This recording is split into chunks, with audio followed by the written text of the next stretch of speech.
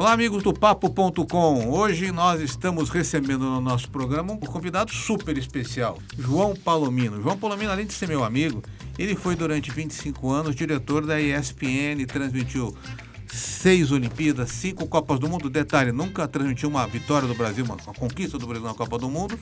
E a gente vai falar com ele hoje sobre Olimpíadas, sobre esportes, sobre desenvolvimento do Brasil nessa área de esportes e também um pouco sobre esse movimento do crescimento das transmissões online, streamings no mercado. Bem-vindos ao Papo.com.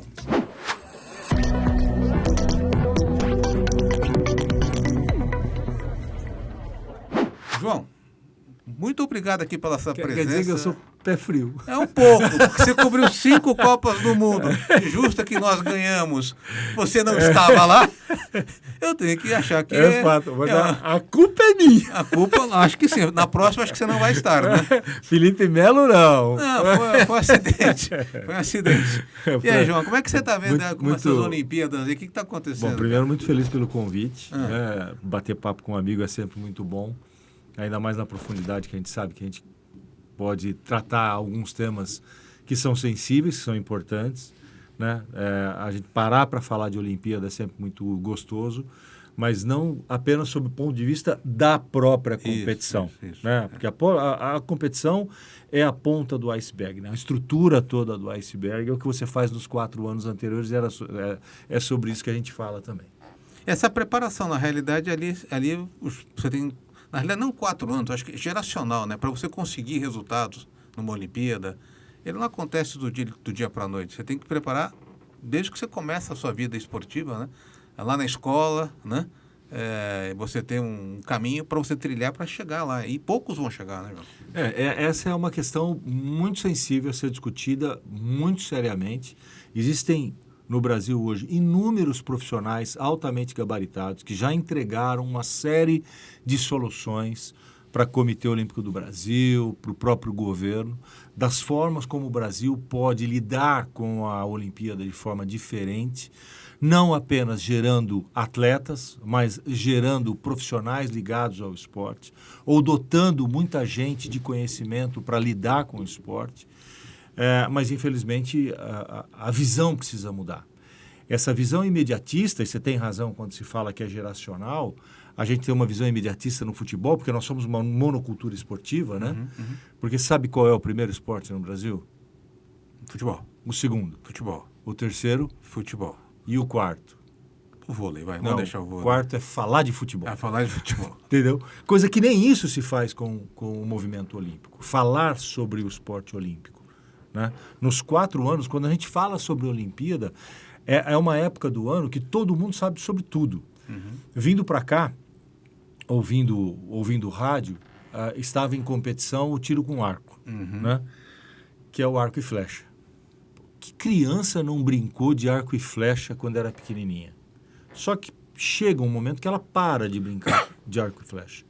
E tem o Marcos da Almeida, que é atleta número 1 do mundo.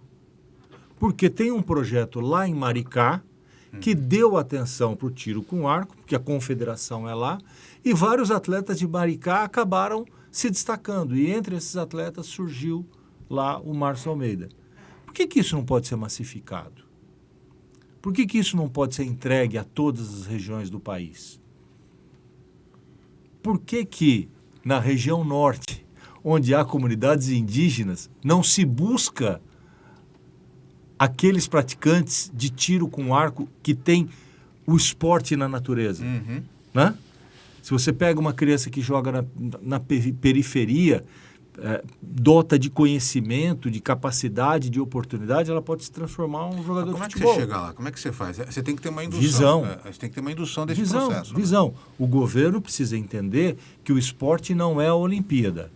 O esporte é um benefício social para o país, que passa necessariamente, quando eu falo investimento em esportes, eu nem olho o alto rendimento, porque eu acho que o alto rendimento ele tem de ter dinheiro público, sim, como Bolsa Atleta, alguma forma de incentivo, bolsa escolar, alguma atenção especial. São raríssimos os casos de medalhistas brasileiros, que dirá medalhistas de ouro do Brasil. Nós temos cerca de 150 medalhas no Brasil, um número até menor de atletas que ganharam medalhas, porque alguns ganharam mais de uma medalha, né? Então, isso são casos raríssimos, então você tem de, sim, prestigiar isso, mas o trabalho que é feito desde que a criança nasce, a prática esportiva na escola, a intensidade da prática esportiva, a dotação de conhecimento, aqueles 5 aspectos que nós citávamos de benefícios que a criança vai ter com a prática esportiva. Trabalho em grupo, conhecimento das regras, respeito às leis, marketing esportivo, fisiologia do esporte, aí dentro da fisiologia, né? Disciplina, tudo. Conta, né? Não existe um malefício para a prática esportiva sob aspecto lúdico. Não existe malefício. Você só vai encontrar benefícios. E entre esses benefícios estão você conectar essas pessoas ao esporte e lá no futuro cabe a ela ou aos processos de qualificação a gente entender se essa criança vai virar um atleta ou se ela vai virar um advogado esportivo, se vai trabalhar com marketing esportivo, se vai trabalhar com fisiologia, com nutrição, com medicina, não importa. Mas o que importa é que aquele profissional, que depois até possa se desconectar do esporte, traga os valores do esporte. Então, mas hoje como é que está? Hoje eu não estou acompanhando de perto. As escolas têm a disciplina de educação. Na nossa época, a educação física era assim, era a única que eu tirava A, né? 10. Era a história também eu ia bem. Mas tinha uma competições, tinha uma estrutura um pouco mais montada. Hoje nós estamos vendo isso no Brasil? Não, a gente tem, por exemplo, São Paulo é um bom exemplo disso, né? O estado de São Paulo tem os campeonatos regionais, né? Os jogos são chamados jogos regionais e tem os jogos abertos. Os jogos abertos, vamos dizer, seria a primeira divisão. Os jogos abertos do interior, aqueles que você tinha. Sim. E eu fui a muitos, né? E já você transmiti... Foi narrar ou foi jogar? Os dois. Você foi os dois? Você foi jogador, né? Fui jogador. Porque em Taquaritinga, eu sou atleta pato. Sabe o que é o atleta pato? Não tenho a menor ideia. Eu sou nascido em Fernandópolis e cresci em Taquaritinga. Taquaritinga é uma cidade de 55 mil habitantes. Na época dos jogos regionais, você tinha uma seleção local ali na cidade e mandava os atletas para os jogos regionais. Em geral, a cidade era representada pelas escolas públicas. Né? Então, o time de vôlei de tal escola é melhor, manda o time de vôlei. O time de basquete de determinada escola é melhor, manda o time de basquete. E a prefeitura lá tinha as suas equipes fixas também. Então, eu era do time de basquete da cidade. E tinha também o time de vôlei. Então, a gente jogou jogos regionais e jogou jogos abertos. E outros esportes. Por que eu sou atleta pato? Porque o pato, ele nada, voa, corre, mas não faz nada direito. Então, eu sou atleta pato. Porque você competia em tudo, mas não fazia nada direito. Específico. Por quê? Porque não tinha aptidão. Né? Mas havia prática esportiva. Né? O atletismo era muito forte nas escolas públicas. Era forte em termos de resultados? Não. Era forte em termos de prática esportiva. Então, eu arremessei peso, eu fiz lançamento de dardo, eu fiz salto em distância, salto em altura, salto com vara. Só que, acredite, a vara que havia na escola pública era uma vara de bambu. Nossa, mãe. Era uma vara de bambu e a altura era baixíssima. Mas não importa o resultado, importa é que você estava praticando. Naquele momento era importante que você estivesse praticando. Anos, era colégio, né? Era o que é o ensino médio, 16, 17, 18, 17, até 17 anos, depois eu fui para a faculdade. E na faculdade, você chega na faculdade e acaba. Entendi. E para a prática esportiva. Você vai para fazer faculdade e já não existe prática esportiva. É um caminho também as universidades. Para encaminhar o alto rendimento, eu vejo como uma alternativa. Mas você ter uma gama dentro da própria universidade da Bolsa Atleta para os estudantes que já venham com uma carga. Que é um modelo americano, né? Que é um modelo americano, mas com uma grande diferença. Tudo isso que eu falei aqui, os Estados Unidos fazem. Então, tem a prática do esporte no high school, tem a prática do esporte no ensino básico. Você vai em qualquer escola de qualquer cidade pequena, tem lá um campo de futebol americano, tem uma quadra de basquete maravilhosa. Os jogos de futebol americano da High School são mais lotados às vezes, que o da Super Bowl da Liga Os direitos são mais caros do que da NFL. Ah, é? Não sabia disso. Os direitos do college, né, para transmitir, tanto de basquete quanto de futebol americano, são um absurdo hoje. E a ESPN tem uma enorme tradição na transmissão. Alguns jogos de basquete, eles são obrigados a montar no campo de futebol americano com aumento, elevação das arquibancadas, pelo número de pessoas que querem assistir. Loucura. Então, lá, agora, isso tem, sabe quanto tempo nos Estados Unidos? Mais de 100 anos. Faz 100 anos que a prática esportiva tem esse modelo, desde a base até chegar no rendimento, com as universidades. E aí o governo o que faz? Fomenta as competições locais, as competições regionais, as competições estaduais, as competições nacionais.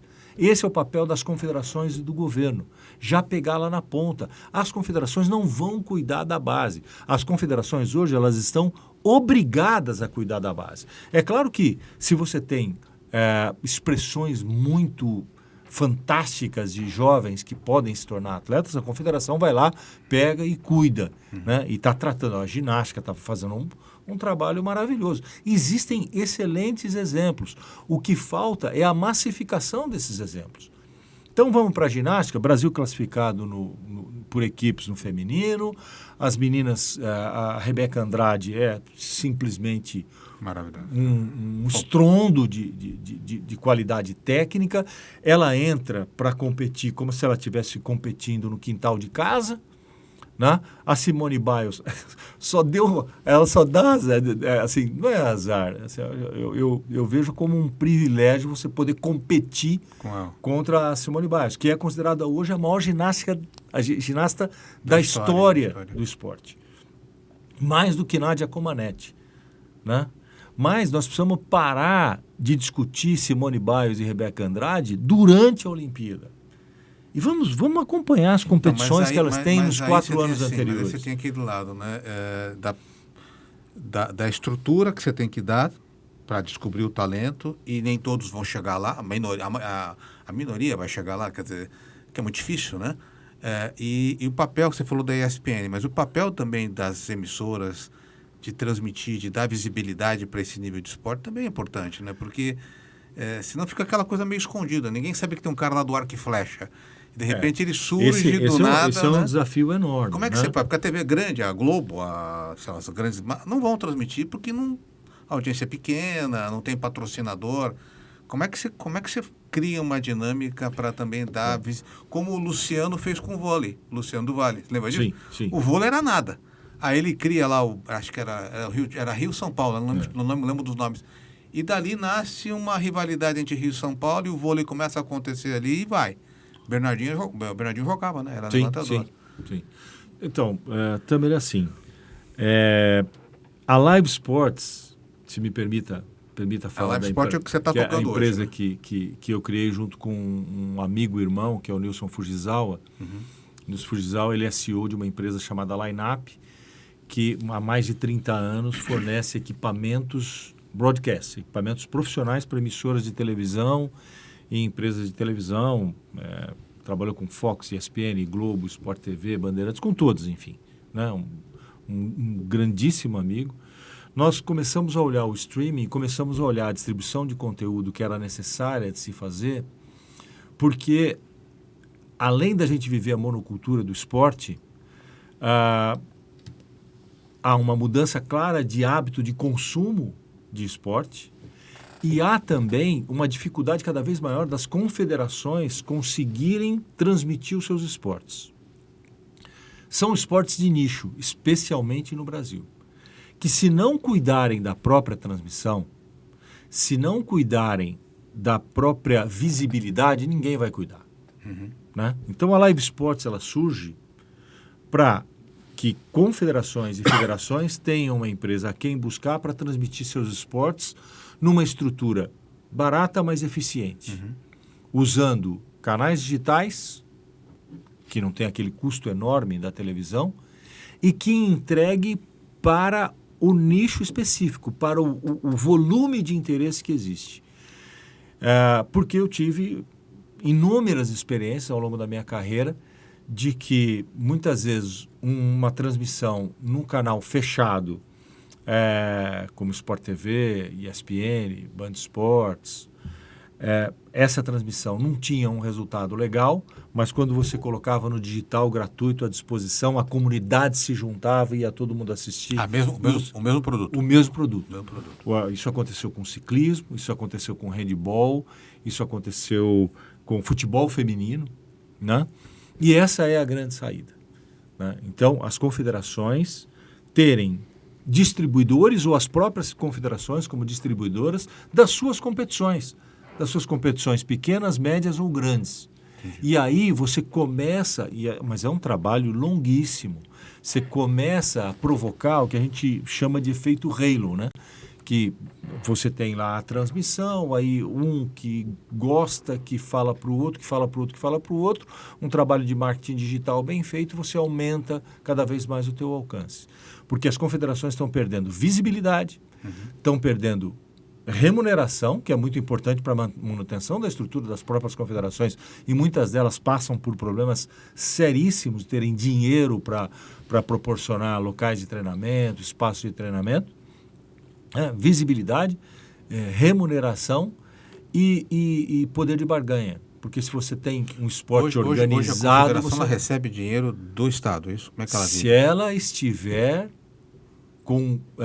se ela respeitar um encargo com definições sobre dívidas, definições sobre processos trabalhistas, definições sobre processos sobre compliance, tem que ter compliance, então tem uma cartilha para seguir. Se elas estiverem dentro dessa cartilha, elas recebem dinheiro. E isso ela usa para fomentar o esporte ou só para manter as atividades esportivas? Ela precisa fomentar as categorias de base, as competições. É isso que eu falei, as competições. Competições das categorias de base, competições principais, viagens de atletas, que é um custo sempre altíssimo, bancado pelas confederações, né? Então, o dinheiro, ele existe, o esporte recebe muito dinheiro? Sim, recebe muito dinheiro, mas o trabalho de base ainda precisa de uma atenção. Agora, João, deixa eu perguntar uma coisa. A gente falou do Luciano do Vale, né, que para mim foi um ícone, assim, eu acho, não como narrador e como cara que teve essa visão.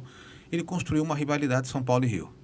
E essa rivalidade dava uma puta audiência, né? Eu não posso falar essa palavra, mas falei, desculpa, que edita depois, tá? Mas dava uma audiência muito grande, né? Porque era Pirelli de um lado... Atlântica, Boa Vista. Atlântica, isso dava audiência, tá? Isso dava audiência. Será que o caminho não é, talvez, fomentar essas regionalmente, a disputa? Tem Franca hoje no basquete, né? Mas... para você estimular, de repente, a disputa Rio Grande do Sul, São Paulo, Rio, e criar algum tipo de centro, não sei. Então, o basquete é um bom exemplo. O basquete é um bom exemplo, né? O vôlei também é um bom exemplo. Mas o basquete conseguiu, nos últimos anos, ser dono do seu conteúdo. E não tem nada a ver com a Confederação Brasileira de Basquete. É uma liga independente. É uma liga independente. É uma liga independente, administrada pelos clubes, com um CEO, né? Com alguém responsável por analisar os contratos, pagar os clubes e garantir a transmissão. Hoje a transmissão agrada aos clubes e à própria NBB? Não, mas é um processo. Eles estão caminhando, estão conseguindo. E já tem um resultado. Esse time é melhor, esse time é mais estruturado. Você já viu algum resultado na seleção? E o número de jogadores que o Brasil está fornecendo para a Europa e para os Estados Unidos, para a NBA e para a Europa. Isso é fruto de investimento dos clubes, passando pelas categorias de base, chegando a um espelho que são os clubes, e o resultado a partir de uma competição cada vez mais forte, cada vez mais interessante. E começa a chamar... E assim, não adianta a gente querer rivalizar com o futebol. Vamos usar o que o futebol tem de melhor. O que o futebol tem de melhor? O seu torcedor. Sim. É a paixão natural, né? Quando você lança uma marca de Guaraná, você sabe infinitamente melhor do que eu o tanto que se gasta de marketing para tornar essa marca conhecida. Se você lança um time de vôlei do São Paulo, precisa explicar para alguém o que é? Não precisa explicar para ninguém. Vamos botar um time melhor do Corinthians, né? Você tem o time de basquete do Corinthians, você precisa dizer para alguém o que é o time de basquete do Corinthians? E você já tem a rivalidade natural. Você tem o time de vôlei feminino do Vasco, time de rugby de 7 do Vasco. Você precisa dizer para alguém que time é aquele? Então, a massa de torcedores já está formada. Então, vamos utilizar o que o futebol tem de melhor, que é a paixão. Que isso está acontecendo no futebol feminino? Sim, tá, né? E é necessário que aconteça. Os times estão se montando. É necessário que aconteça. Você tem um exemplo que eu acho muito bacana, que tem de ser valorizado, que é o da Ferroviária. Né? A Ferroviária tem um time feminino forte, tem um projeto bacana com o time masculino, conseguiu a reforma do estádio, times grandes mandam os jogos lá. O resultado com o time masculino da Ferroviária não foi o que se imaginava, mas o time feminino já foi finalista de Libertadores da América. Né? Então, esse é um bom exemplo. E existem outros times, não vou citar aqui porque parece depreciativo, mas existem times que não estão conectados a clubes que não têm o mesmo apoio, não têm o mesmo suporte, não têm a mesma atenção do que os times que têm uma camisa. Então, você tem o feminino do Flamengo, você tem o feminino do São Paulo, você tem o feminino do Palmeiras, você tem o feminino do Corinthians. Né? Corinthians e Palmeiras fizeram a última final da Libertadores feminina. Vencida pelo Corinthians. Vencida pelo Corinthians. Pelo menos no feminino a gente ganha alguma coisa. E jogos transmitidos pela Live Sports para o Meu Timão e o Nosso Palestra, que são 2 portais dos clubes. Então, até, veja, nós estamos falando de distribuição de conteúdo. Né? Um jogo Palmeiras e Corinthians, final Libertadores feminino, sendo transmitido pelos portais dos clubes. O que tem que fazer para isso acontecer? Eu me lembro, João, que em 88 eu trabalhava na Bolsa. Te contei isso já, né? E na Bolsa a gente tinha um prêmio que a gente dava 1 quilo de ouro para quem ganhava a barra de ouro, meio quilo de ouro para quem ganhava prata e 250 para quem ganhasse bronze. E naquele ano o Aurélio Miguel foi um dos vencedores no judô, né? E ele falou assim, agradeço muito que vocês estão dando esse ouro, vai ser super importante para mim, só que não adianta nada você dar agora esse ouro se vocês não investirem e apoiarem o ciclo olímpico, ele falou, né? E tinha na época a BMF e a Bovespa, nas 2 bolsas, a BMF de commodities e a Bovespa de Bolsa de Valores. E ali a gente ficou refletindo e criou-se um projeto Atleta do Futuro. Na época com Robson Caetano, Zequinha, Barbosa, Eronildes, Araújo, Elisângela Adriano e o maratonista que é o Vanderlei. Eram 5, começou com esses 5, tá? 2 famosos, o patrono era o que ganhou o salto triplo, que faleceu. O João do Puro? Não, o primeiro nosso. O Ademar Ferreira da Silva. E começou a ser um projeto com a iniciativa privada apoiando, tá? Esse projeto de 5 chegou a ter 200 e poucos atletas. Alguns vingaram, outros não. E eu sempre falava para eles o seguinte, vocês não têm que estar preocupados com a medalha, vocês têm que estar preocupados de dar o melhor. E o sonho da gente é uma final olímpica. Eu falo assim, chegar a uma final olímpica, para mim, como gestor daquele projeto, já era uma coisa muito importante. Mas às vezes a gente vê no Brasil que chegar numa final olímpica, a manchete chegou em último, né? Ele não é o 8º melhor do mundo, ele é o último daquela... Como é que a gente muda? Como é que a iniciativa privada pode ajudar e como é que a gente muda essa medalha? O cara está numa final olímpica, gente. Eu acho que primeiro é o discurso do próprio atleta. Né? O William, por exemplo, William Lima, né, do judô, ele não entrou como favorito a medalha de ouro na categoria dele. Ele perdeu para o campeão olímpico. Sim. Ele perdeu para o campeão olímpico. A expressão de decepção dele foi de doer a alma, né? Mas ele parou um pouco para pensar, falou, perdi para o campeão olímpico. Aí você tem que valorizar demais a medalha de prata. Né? Então, o discurso do atleta ele tem que mudar. Mas esse é um fenômeno que não é típico do Brasil. Né? Tem uma atleta japonesa do próprio judô que perdeu a medalha de ouro. Sim, a reação dela de decepção, de um choro incontrolável. Poucas vezes eu vi um choro incontrolável daquele jeito. O técnico não sabia o que fazer, não sabia como consolar, não sabia o que falar para ela. Porque ela simplesmente derreteu. Desarmou ali. Né? Ela desarmou. Então, eu acho que isso faz parte da vida.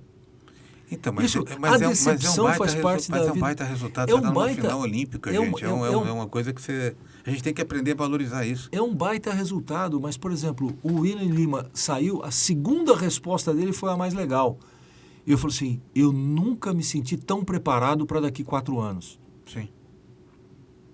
Porque ele viu tudo que ele errou, ele passou pela experiência olímpica.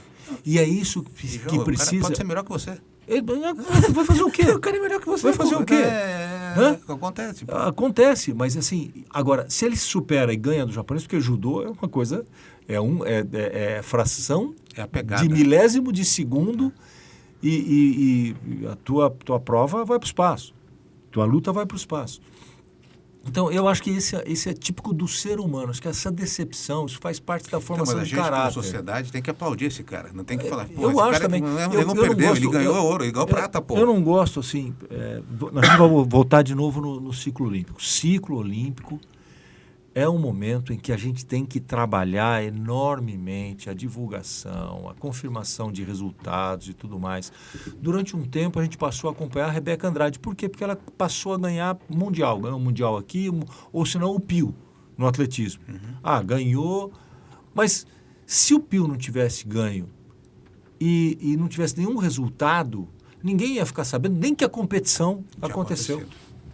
E a gente tem o Diamond League, que é uma competição maravilhosa. A SPM está transmitindo, o Sport TV transmite? Sim, sim, Sport TV transmite, a Band Esportes, o próprio canal, a N Sports transmite, o próprio canal do COB tem direito sobre isso, chama Time Brasil. A gente faz um trabalho junto com o Comitê Olímpico do Brasil, nós transmitimos 44 eventos.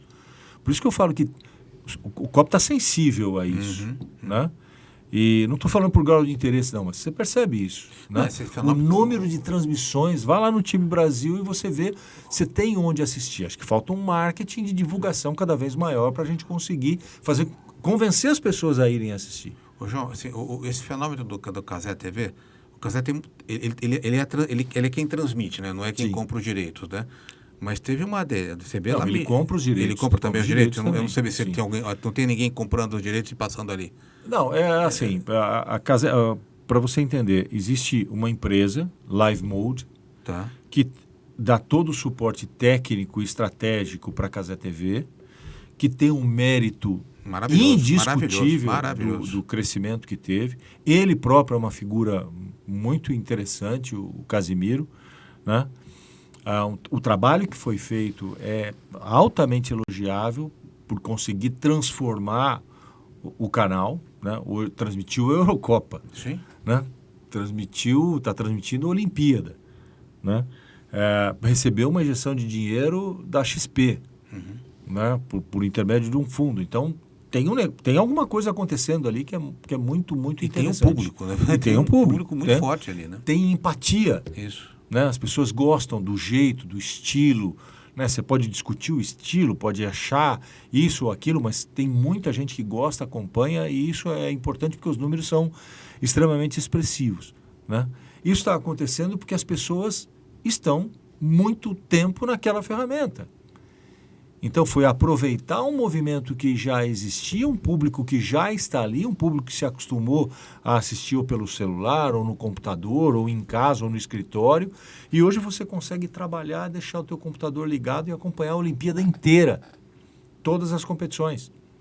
Né? Ontem eu recebi um ódio. Minha mesa parece a NASA. Eu recebi um ódio de um dos meus colaboradores aqui e estava o partido de fundo, ouvindo a partida. Eu falei, eu já liguei para ele, você está trabalhando, eu estou ouvindo o jogo, pô, né? E podia ter silenciado pelo menos na hora de fazer o áudio, né? E é assim, né? E é assim. Então, tem um mérito enorme, conseguiu transformar o meio de distribuição dos esportes olímpicos e do esporte de um modo geral. Está conectado aos grandes eventos, está construindo uma história. Mas não é muito caro isso? Isso que eu fico me perguntando. Essas transmissões são caras, né? Para você comprar esse direito. Aliás, ou é mais barato por streaming? Eu não sei. Aí assim, existem casos e casos. Só um parêntese rápido aqui. Quem montou todo o parque tecnológico da Cazé TV foi o Nilson Fujisawa com a Line-Up. Foi o meu sócio com a Line-Up.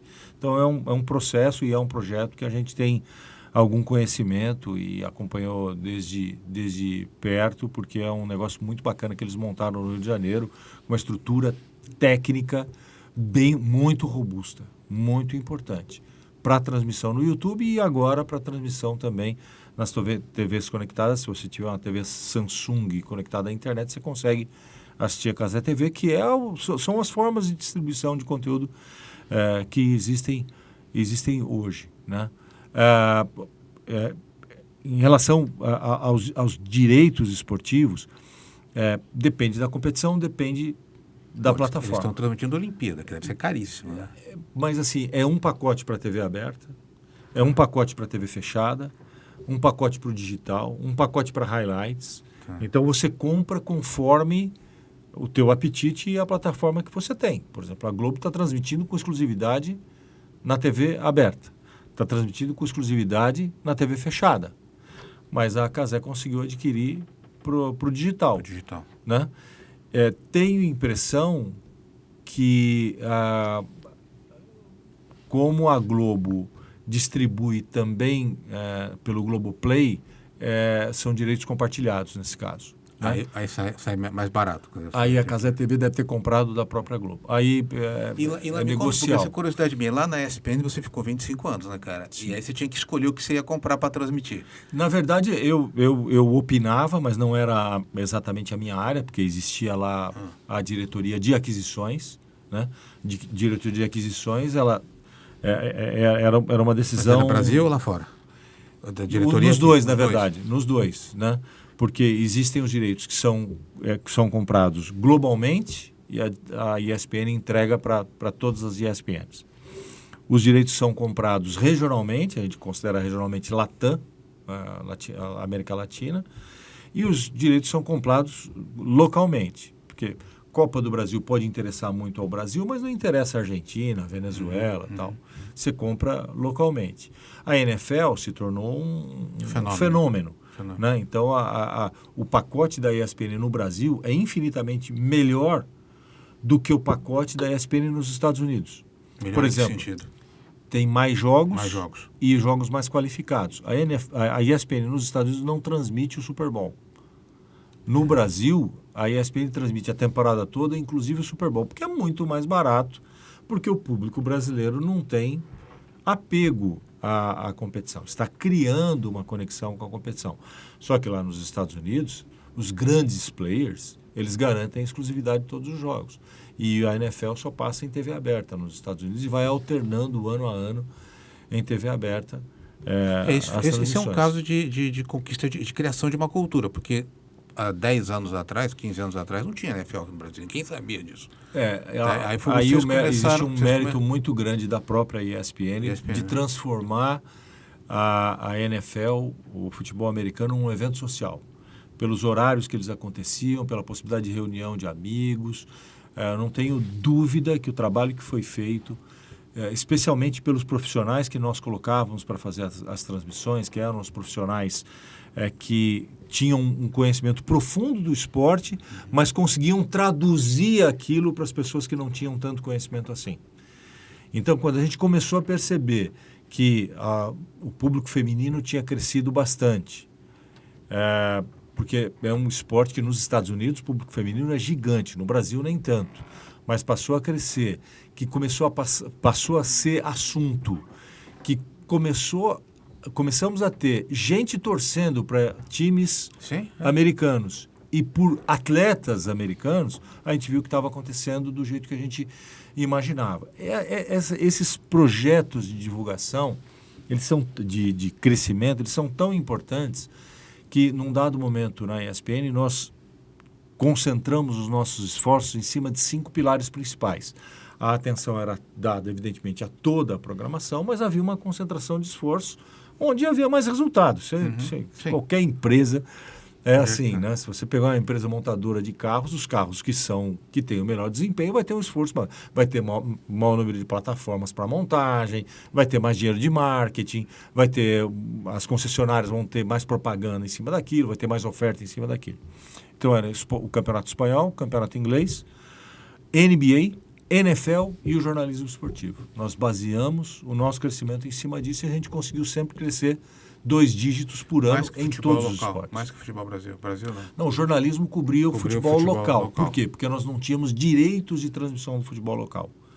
Nós tivemos lá atrás, a ESPN teve Campeonato Brasileiro, teve Campeonato Paulista, Campeonato Carioca, Copa do Nordeste, agora tem Copa do Nordeste, né? Mas nós não, a ESPN na época não tinha direitos de transmissão de futebol local. É claro que havia um enorme interesse, porque não tinha era dinheiro para comprar os direitos. Agora, você tem uma competição hoje do streaming, tá? Porque quando surgiu os canais fechados, era a TV aberta e a TV fechada. Sport TV e vocês, TV FPM e os canais abertos, Band, essa coisa toda. Hoje você tem essa competição e eu acho que uma parte importante da receita vem de assinatura, né? E está havendo um movimento de desassinatura desses canais, né? Você acha que é uma tendência isso? Eu não tenho dúvida. Tanto é que a própria Disney lançou o Disney Plus. Ela tinha até 2... O crescimento do streaming ele é tão grande, ele é tão significativo já, que ele rouba assinantes das TVs convencionais, das TVs fechadas, né? Ele é tão importante que as TVs abertas vieram para o streaming e os canais fechados estão vindo para o streaming também, né?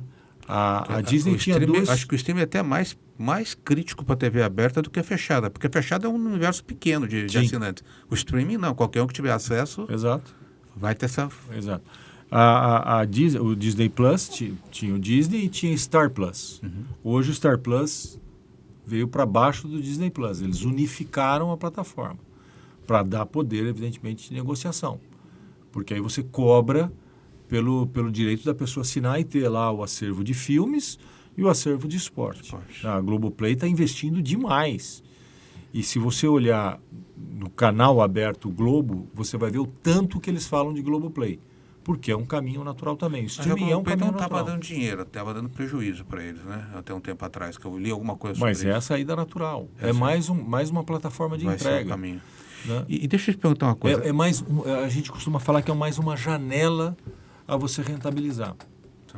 Porque você tem muitas séries que hoje são pensadas para a Globo e que anteriormente não seriam pensadas para a Globo, porque o investimento seria muito grande para colocar na Globo e não haveria o retorno necessário. Só que agora, com a janela do streaming, isso ganha uma cauda longa, ganha longevidade, ganha permanência lá no streaming. Então, você exibe na TV aberta, exibe na TV fechada e exibe no streaming onde fica à disposição. Eu vi uma reportagem outro dia, um estudo, dizendo que a Globo ainda continua liderando o mercado com 33% da audiência, em média, né? E o segundo canal é o YouTube. Quer dizer, hoje o YouTube como um todo, né? Existem até algumas pesquisas que mostram que o YouTube já passou a TV em visualizações, assim, a Globo, em atenção. Em atenção. Você criou o hábito, né? A gente está criando o hábito de... O que acontece é que a distribuição na TV aberta ainda é maior do que a cobertura de internet que existe hoje no país. Então, você tem TV aberta cobrindo 90%, eu acho que o número é esse, 93% do território nacional. A TV aberta tem um longo caminho, né? Eu acho que não vai acabar tão cedo, quer dizer, mas acho que não vai acabar a TV aberta, gente. Ela atinge uma quantidade enorme de pessoas. Mas, cara, eu queria dar um fecho na nossa conversa, voltando para o esporte número 1 do Brasil, tá? Vamos falar um pouquinho de futebol, né? Que não podia deixar de falar de futebol.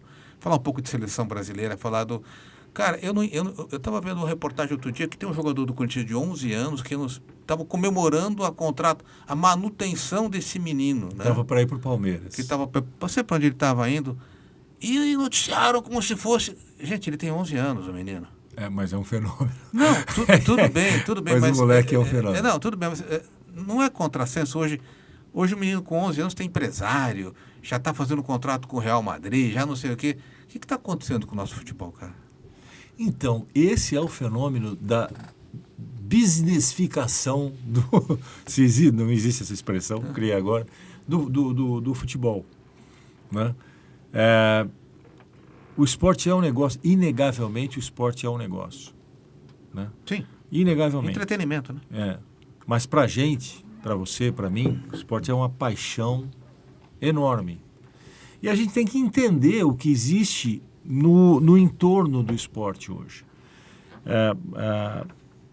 cada vez mais cedo os atletas são expostos a maior pressão, mas também a mais oportunidades.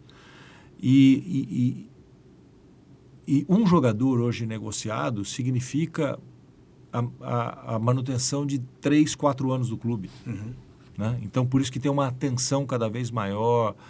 A lei mudou de preservação dos atletas. O atleta não pode sair do Brasil antes dos 18 anos. O que eu acho interessante, eu acho até que, por opção, o atleta poderia ficar um pouco mais, ganhar mais casca, né? Para depois sair. Mas é uma decisão muito difícil, que passa necessariamente pela família olhar naquele menino, naquela menina, o futuro da própria família. Uhum. Então, você tem jogadores que já têm independência financeira com menos de 18 anos. O Hendrick já resolveu a vida dele. Resolveu a vida dele. O menor salário do Real Madrid vai ganhar 2 milhões de euros. Só entendeu? E você tem dúvida de que em 2, 3 anos ele vai ser um Não, mas fenômeno? o que eu questiono um pouco é o seguinte, eu vejo assim, a gente é mais romântico, né? Eu vejo que houve uma profissionalização que tem que acontecer, só que eu vejo que nós estamos perdendo talento, né? Quer dizer, hoje são poucos talentos surgindo, porque na escolinha estão ensinando tática para o menino. Eu entendo o que você está dizendo, eu concordo com o que você está dizendo. Eu acho que outro dia eu vi uma declaração do Alex, aquele foi meia do Palmeiras, Cruzeiro, Flamengo, Fenerbahçe, Parma. Jogava muito. E ele é mais... vou falar uma besteira aqui. Ele é mais camisa 10 intelectualmente do que era camisa 10 como jogador de futebol. E ele foi um jogador espetacular. Sim. Ele foi um jogador admirável. É um dos meus grandes... Foi o Tele que não levou ele, né? Filipão não levou. Filipão em 2002. Levou o Ricardinho e não levou o Alex. Porque se levasse, o Alex ia ter que jogar, né? Daquele tipo, porque ainda que o Rivaldo e o Ronaldo tivessem sido as grandes expressões do time. Mas ele falou sobre a mudança de hábito do brasileiro, que deixou de jogar em campo de pedra, campo de terra, passou a jogar em campo sintético nas escolinhas, quando tem condição de pagar uma escolinha. Os meninos hoje são mantidos em casa com medo do ambiente hostil que existe na vizinhança, então não jogam mais bola, são raríssimos os casos de jogarem bola. Os campos de várzea desapareceram, né? Eu joguei no campo da Vigor, na Marginal Tietê. Eu joguei no Parque do Povo. Lembra quantos campos tinham no Parque do Povo? Sim. Ali na Ponte Cidade Jardim? Sim. Todo sábado e todo domingo eu estava lá para jogar bola. Né? E eu sou do interior, então no interior também isso está rareando e está acabando e está diminuindo cada vez mais. Estão optando pelos campos sintéticos ou, se não, pelos grandes empreendimentos, especialmente em São Paulo. Então, a formação natural do jogador brasileiro já está sendo muito prejudicada. Aí vai para a escolinha. Aí a escolinha é igual aqui na Alemanha, na Inglaterra ou qualquer outro lugar. Fundamento. Ótimo, excelente, espetacular. Mas ele perde a natureza do futebol. Eu acho que o combinado entre as duas coisas é o espetacular. Então você tem o caso do Neymar, que é um fenômeno, que foi para a escolinha do Santos muito cedo, mas teve muito tempo no futsal, teve muito tempo no futebol de rua e foi para o Santos e arrebentou no Santos. E o Neymar foi o que esse menino do Corinthians é hoje. Porque com 12, 13 anos, a família do Neymar já tinha um apartamento de cobertura. Já tinha por já tinha, entendeu? Já existia um caminho para o Neymar. Tem registros do Neymar dando entrevista com 9 anos de idade, com 10 anos de idade, como grande fenômeno. E como é que trabalha a cabeça de uma criança dessa? Tem que trabalhar. Agora, a estrutura familiar é muito importante. Essa nossa geração, não sei, a gente está com o tempo aqui já meio encerrando, mas essa nossa geração está muito fraca, né? Em termos de talento. A gente tem agora esses dois do Palmeiras que surgiu, o Hendrick e o Estevão, que parecem que ser o ponto fora da... O Estevão já negociado. Já negociado, né? Mas parecem ser jogadores um pouco mais ponto fora da curva. O resto a gente não vê nada, não vê nenhum... Não vê um grande meio de campo, não vê um grande... Não se acha uma grande diferença no futebol. Nós estamos perdendo a hegemonia ou já perdemos? Eu acho que já perdemos. Acho que é só você analisar o seguinte. No campeonato mundial de clubes, como a FIFA pretende fazer, Você acredita sinceramente que um time brasileiro vai ter chance Só se contra o Corinthians, alguns porque o europeus? último campeão foi o Corinthians, desculpa, 2012, Não, tá? certo. Bicampeão. E eu reconheço esse título. É. Esse título. O senhor também foi O torneio de férias. Não vai ganhar. Entendeu? Não vai ganhar. A gente percebe. Assim, agora está acontecendo alguma coisa também no futebol brasileiro. Então tem investidores, tem SAF. Né? Aí você vê que a SAF no Cruzeiro, por causa de dinheiro, começa a dar resultado. A SAF do Botafogo é um grande exemplo disso. Aí você tem SAF do Vasco que naufragou. A SAF, não se iludam, não é a salvação da lavoura. Porque assim como toda empresa, ela passa necessariamente por gestão, governança, capacidade empresarial, capacidade de investimento, a administração da própria empresa. Né? E quantas empresas surgem e falem? Né? Falência João, futebol é uma coisa maravilhosa. Eu estava agora na Espanha, Barcelona quebrou. Pois é. O Barcelona não pode contratar. Entendeu? O Barcelona teve que olhar. Eu estava assistindo um documentário que se chama La Liga, que está no Netflix, que conta a história da temporada passada, em que no meio do campeonato o Xavi Hernandes, que é o técnico, falou, não, eu não vou continuar. Não vai continuar por quê? Porque eu não aguento essa pressão, eu não durmo. Eu não durmo. Eu não estou aqui para isso. E outra coisa, o Barcelona não pode contratar e tem que viver das canteiras, que eles falam. Que é as categorias de base. Então subiu um monte de jogador precocemente. Aí tem um jogador que a estrela que surge lá na categoria de base, mas não é sempre. Não é? Vamos fazer um programa só para falar de futebol depois. Vamos. A produção já está me olhando de olho feio. A governança em futebol é um assunto muito importante a ser discutido. É muito legal. Um assunto muito instigante. João, queria te agradecer super essa conversa. Eu que agradeço. Ficar o convite para te falar sobre futebol. Meu time Corinthians está se recuperando, já fomos roubados no último jogo, mas estamos em caminho certo. Gente, você que acompanhou a gente aqui no Papo.com com o João Palomino, se você gostou, dá um curtidinha para nós aí e a gente se vê numa próxima oportunidade. Até lá.